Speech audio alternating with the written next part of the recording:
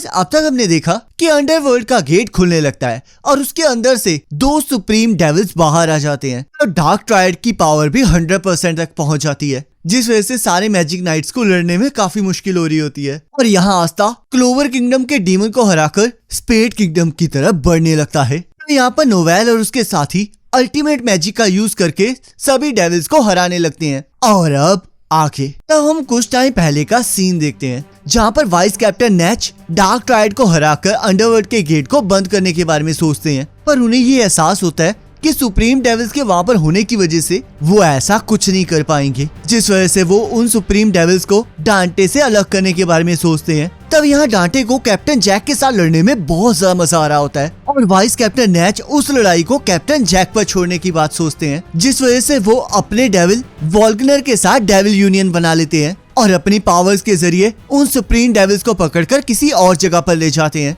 जहाँ पर वो माना जोन को एक्टिवेट करके उन्हें एक अंधेरी जगह पर कैद कर लेते हैं, जहाँ पर उन डेविल्स को कुछ दिखाई नहीं दे रहा होता, पर उन्हें इसमें काफी ज्यादा मजा आ रहा होता है। और वो दोनों ये डिसाइड करने में लगे होते हैं कि आखिरकार सबसे पहले वाइस कैप्टन नैच को कौन मारेगा, जिसके लिए वो अपनी फायर और फ्रीजिंग पावर का इस्तेमाल करने लगते हैं और वाइस कैप्टन नैच उनके हमलों से बचने लगते हैं, पर वो फिर भी वाइस कैप्टन नैच को पकड़ लेते हैं। तब वाइस कैप्टन नैच सोचते हैं, मुझे पहले ही एहसास था कि मेरे अटैक इन पर काम नहीं करने वाले और ऊपर से इनकी मैजिकल पावर तो एंडलेस है, तो बस मैं इनसे तब तक बचकर भाग सकता हूँ जब तक ये लोग मुझे मार नहीं देते, क्योंकि मुझे ज्यादा से ज्यादा टाइम के लिए इन्हें कैद करके रखना ही होगा। वो डेविल्स वाइस कैप्टन नैच को वहाँ से भागने के लिए कहने लगते हैं, पर वाइस कैप्टन नैच इस चीज के लिए बिल्कुल मना कर देते हैं, क्योंकि उन्हें मौत से बिल्कुल डर नहीं लगता, वो तो बस इविल्स को खत्म करने आए होते हैं। और तब हमें वाइस कैप्टन नैच के इस जज्बे का कारण बताया जाता है, जहाँ पर हम 2 जुड़वा भाई मॉर्गन और नैच को देखते हैं, जो कि वैसे तो ट्विन ब्रदर्स होते हैं, फिर भी वो लोग एक दूसरे से काफी ज्यादा अलग होते हैं। जहाँ पर बड़ा भाई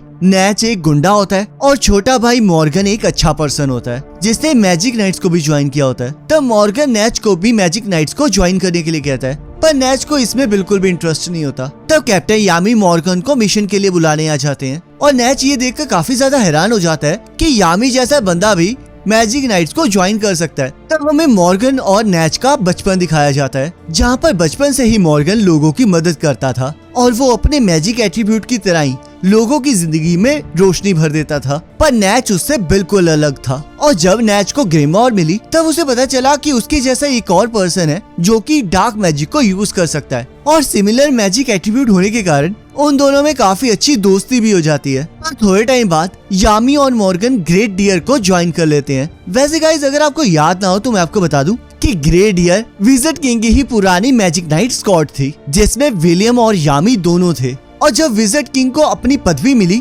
तब great dear squad Black Bulls और गोल्डन डॉन में टूट गई।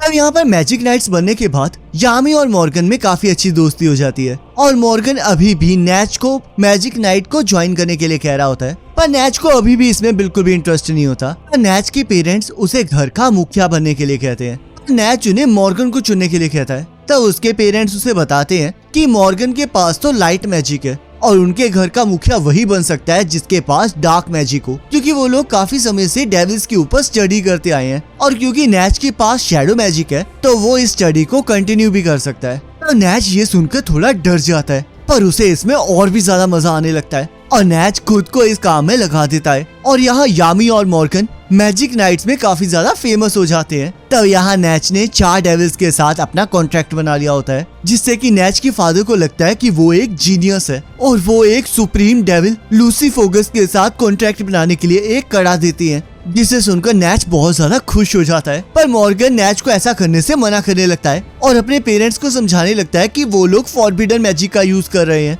जो कि एक क्राइम है। पर नैच किसी की बात सुनने के लिए तैयार नहीं होता और उस कड़े को पहनकर लूसीफोगस को वहाँ पर समन कर लेता है। पर हम देखते हैं लूसीफोगस की पावर इतनी ज्यादा होती है कि नैच उसे कंट्रोल भी नहीं कर पा रहा होता और वो सुप्रीम डेविल उसके फॉलोअर्स और उसके पेरेंट्स को मार डालता है, जिससे कि नैच को ये एहसास हो जाता है कि वो डेविल उसके कंट्रोल से बाहर है। तब मॉर्गन उस डेविल को रोकने के लिए उस कड़े को तोड़ने लगता है और उस कड़े के टूटते ही मॉर्गन भी जलने लगता है। तब नैच ये देखकर पूरी तरह से टूट जाता है और मॉर्गन उसे बताता है कि उसने हमेशा ये सपना देखा था कि वो दोनों मिलकर मैजिक नाइट्स बनकर इस किंगडम को बचाएंगे। तब मॉर्गन की मौत हो जाती है और नैच को ये समझ नहीं आ रहा होता कि आखिरकार क्यों एक अच्छा इंसान ऐसे मारा गया, क्योंकि उसे लग रहा होता है कि उसकी जगह तो उसे मर जाना चाहिए था। तब वो भगवान से मॉर्गन को दोबारा से जिंदा करने के लिए कहने लगता है, पर नैच को एहसास हो जाता है कि अब कुछ नहीं हो सकता। तब यहाँ पर वाइस कैप्टन नैच सोचते हैं, मैं खुद को कभी माफ नहीं कर सकता,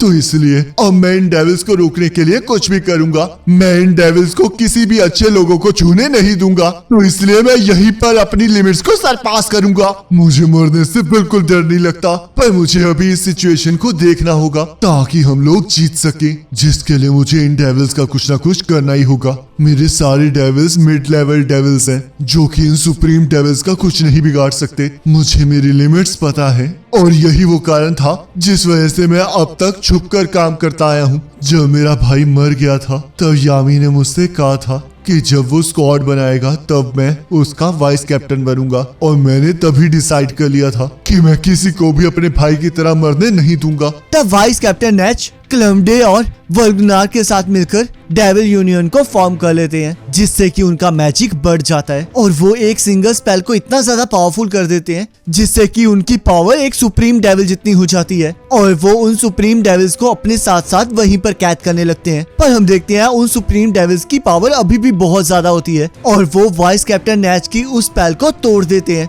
जिससे कि वाइस कैप्टन नैच बहुत ज्यादा जख्मी हो जाते हैं। तब वाइस कैप्टन नैच को इस तरह हरा हुआ देखकर उन दोनों डेविल्स को और ज्यादा मजा आने लगता है और वो कहती है, अब तुम्हें मारने का वक्त हो चुका है, तो चलो फिर अब आखिरी टाइम हमें अपनी चीखें सुनने दो। और वैसे भी इस दुनिया में कोई ऐसा ह्यूमन नहीं है जो हमें हरा सके। जैसे ही एक डेविल वाइस कैप्टन नैच को मारने लगता है, तभी आस्था फुल स्पीड में आकर उस डेविल का हाथ ही काट देता है और कहता है, अरे कमीनो, आखिरकार तुम हमारे वाइस कैप्टन के साथ कर क्या रहे थे? तब वाइस कैप्टन नैच आस्था को लेट आने की वजह से उसे डांटने लगते हैं और उसे जल्द से जल्द डार्क ट्रायड को हराने जाने के लिए कहते हैं। फिलहाल आपकी जान बचाना ज्यादा जरूरी है, और वैसे भी आप ही की वजह से मैं ताकतवर बना हूँ। तो चलिए और देखिए कि मैं कितना ताकतवर हो चुका हूँ। तो वाइस कैप्टन नैच को अपना भाई मॉर्गन याद आने लगता है और वो नई सुबह की उम्मीद करते हुए सोचते हैं, तुम दोनों ही अच्छे लोग हो, पर तुम उसकी तरह बिल्कुल भी नहीं हो। तब आस्था को एहसास हो जाता है कि उसकी डेविल यूनियन के 5 मिनट में से 1 मिनट तो ऑलरेडी खत्म हो चुका है, जिस वजह से वो लड़ने के लिए उतावला होने लगता है।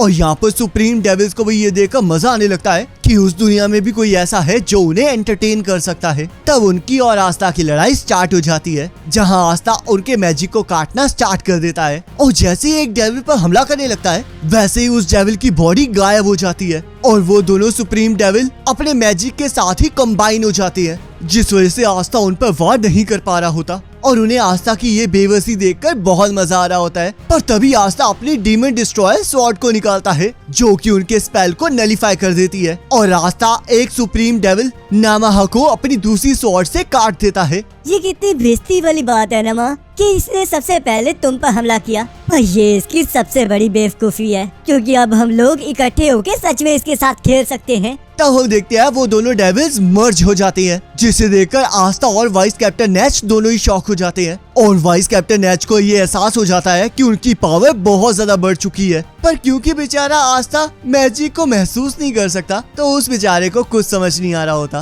पर उसे ये समझ आ जाता है कि अब उसे लड़ाई में और ज्यादा मजा आने वाला है, जिस वजह से वो फिर से सुप्रीम डेविल्स पर हमला करने के लिए चला जाता है। तब सुप्रीम डेविल्स एक स्पेल को एक्टिवेट कर देते हैं, जिससे कि स्पेड किंगडम के कैसल के ऊपर एक बहुत बड़ा मैजिक का गोला बन जाता है और सभी लोग उसे देखकर बहुत हैरान हो जाते हैं। चाहे तुम अपनी एंटी मैजिक से खुद को बचा लोगी, पर तुम्हारे आसपास के लोग फिर भी मारे जाएंगे। आखिर का तुम ये क्या बकवास कर रहे हो? ये चीज तो बस बड़ी ही हुई है और ऐसा तो मैं भी कर सकता हूँ। अब हम देखते हैं आस्था अपनी डीमन स्लेयर स्वॉर्ड को बड़ा कर लेता है और उस मैजिक के गोले के नीचे मारता है, जिस वजह से वो मैजिक का गोला आसमान की तरफ जाने लगता है और तब आस्था अपनी डीमन ड्वेलर स्वॉर्ड से उस गोले के टुकड़े टुकड़े कर देता है और फिर से सुप्रीम डेविल्स पर हमला करने के लिए आगे बढ़ने लगता है। तब लीवे सोचता है मैं अंडरवर्ल्ड की दुनिया में सबसे वीकेस्ट डीमन था, जिस वजह से मैं ये कभी नहीं सोच सकता था कि मैं कभी सुप्रीम डेविल से भी लड़ सकता हूँ, पर अब आस्था की वजह से मैं उनसे लड़ पा रहा हूँ।